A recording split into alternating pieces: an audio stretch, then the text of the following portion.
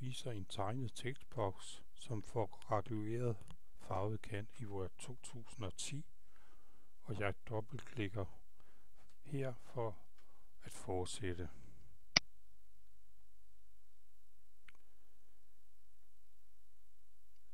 Jeg klikker på start og vælger Word 2010.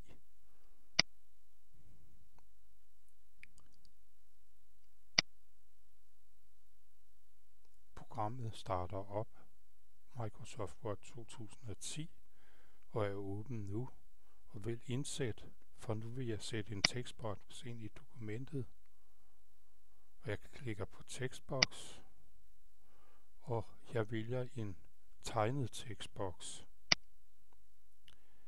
Nu holder jeg venstre musetast nede og tegner tekstboksen i den ønskede størrelse.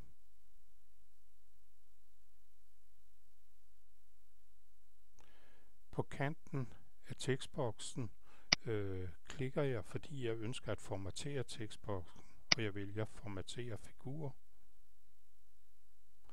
Og jeg vælger stregfarven, fordi jeg vil ændre den. Og jeg vælger graduering, fordi jeg vil have en speciel effekt.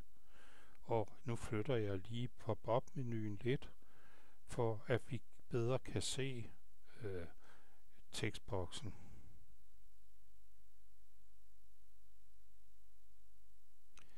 Klik på forindstillet, fordi jeg vil vælge farven, og jeg vælger den første farve, som hedder tidlig solopgang, og jeg vælger stregtype, fordi her kan jeg ændre bredden af stregen, og det gør jeg ved at ændre tallet deroppe, og det ses også på skærmen.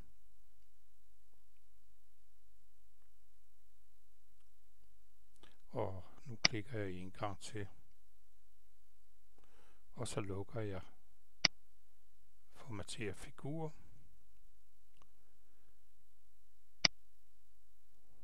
Og jeg klikker lige for at markere ind i tekstboksen, og jeg klikker på startsiden, fordi jeg vil skrive en tekst inde i tekstboksen, og jeg ønsker at gøre teksten lidt større, derfor vælger jeg en større skrifttype.